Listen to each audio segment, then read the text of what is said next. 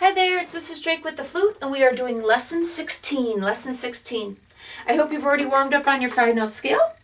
And then let's take a look at song number 1. Song number 1, 3 flats, B flats, E flats, and A flats. Hey, there's no A's in it anyways. There's no B's in this song either.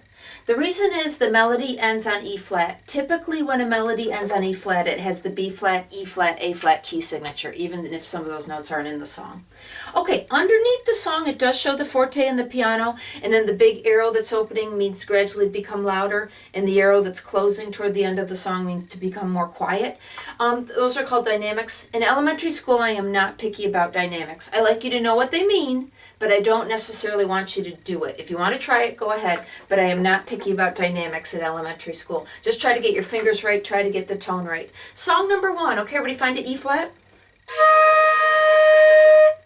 Song 1, 1, 2, ready, go.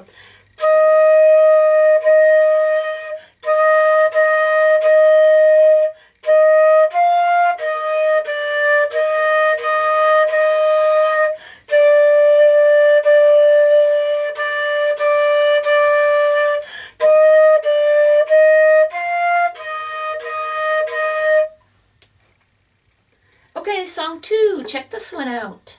All right, check the key signature. Everybody warm up the beginning of song 2.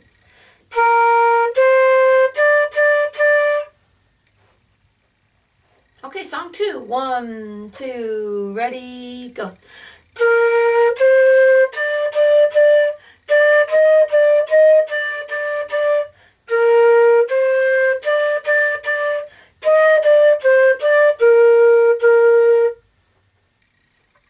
All right, song 3 is called March to Victory. This is a good one. Okay, check the key signature, all right? And then the new thing on this is a thing called DSL fine. If you look at the very end of the song, there's DSL fine. Okay, you might remember DCL fine means return to the beginning.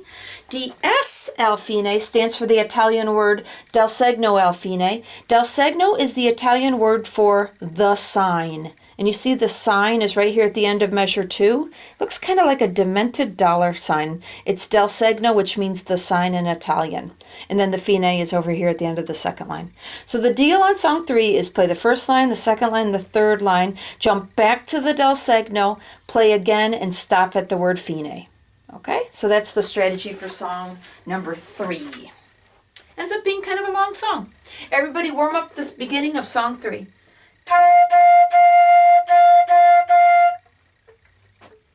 Okay, song 3. 1, 2, ready, go.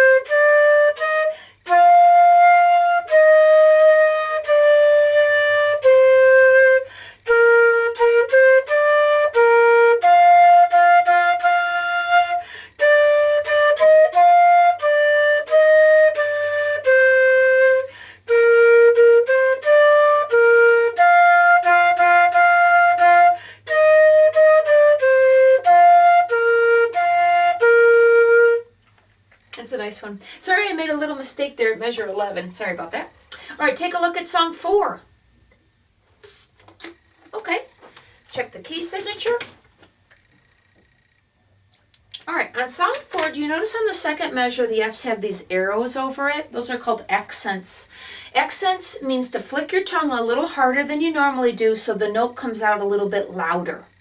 Again, in elementary school, I am not picky about it. If you want to try it, it's okay with me. But mostly I want you to worry about getting your fingers right and getting the rhythm right. If you feel like you can handle the accents, then go ahead. But mostly I want you to just worry about getting your fingers right, getting your tone good, and getting the rhythms right. Okay, everybody warm up the beginning of song 4.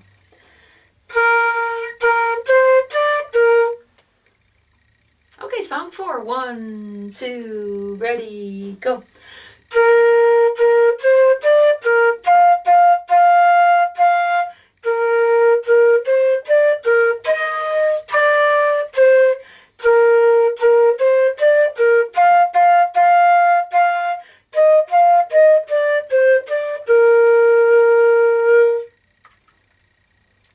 Okay, song 5. Do you notice there's a lot of accidental D flats in this song? D flat. Okay, D flat is pinky, your right pinky only. That's it, nothing else. It's kind of an airy sounding note. So I'm going to do 3 notes in a row so you can get used to it. I'm going to do C, D flat, D.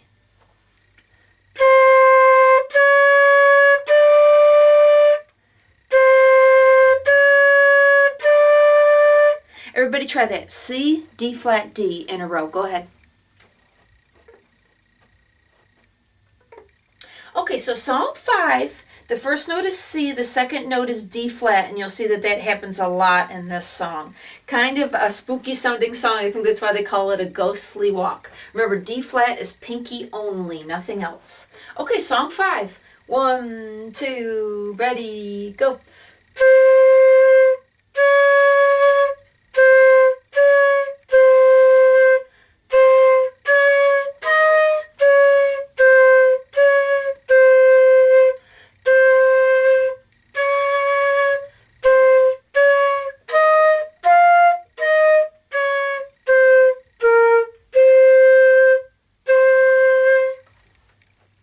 All right.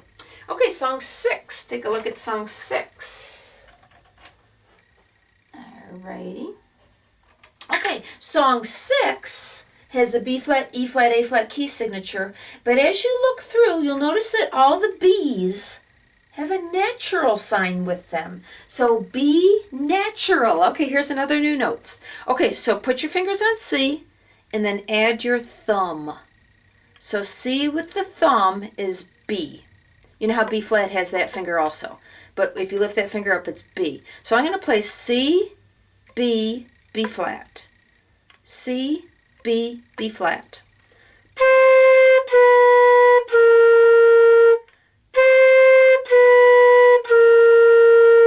Try that. C, B, B flat.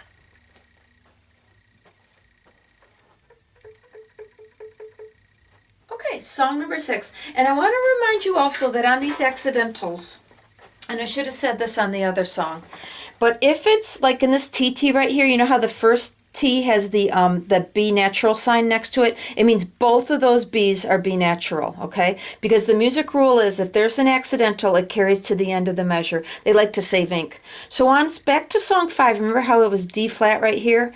That D is also D flat because it's in that same measure. They didn't have to put the flat sign on the second one. They like to save ink. So if there's an accidental, it means it carries to the end of the measure. You're supposed to remember to use that accidental all the way through the measure. But you can grab a pencil and write reminders to yourself.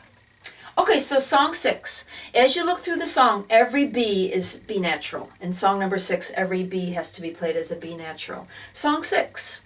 1, 2, ready, go.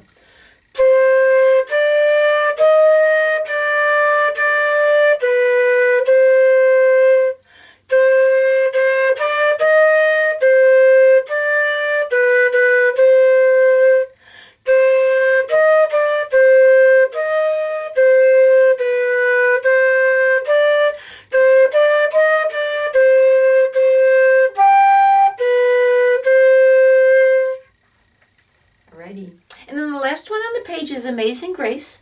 Remember, the last one on every lesson has a recording that goes along with it. I already sent you the link to it.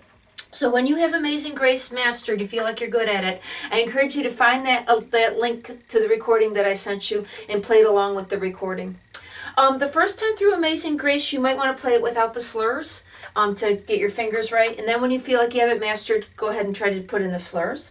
It starts with a pickup note. Do you remember that some songs start with an incomplete measure? This song should have 3 beats in each measure, but the first measure only has 1 beat, so it's considered a pickup note. So on Amazing Grace, I'm going to lead it off with 1, 2, and then you jump in with that B flat on beat 3.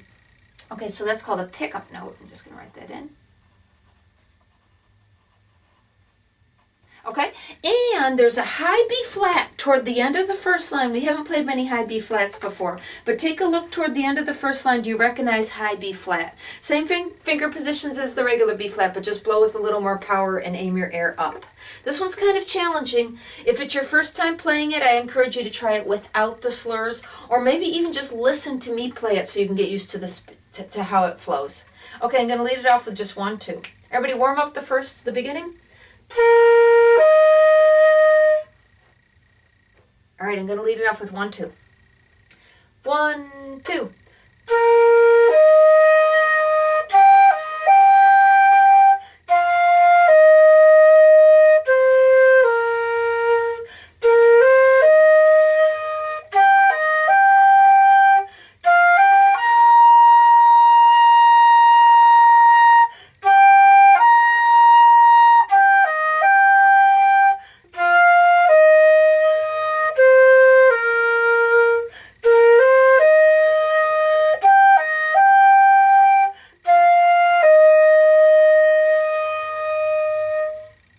A beautiful song. You might even recognize it. Okay, that was lesson 16.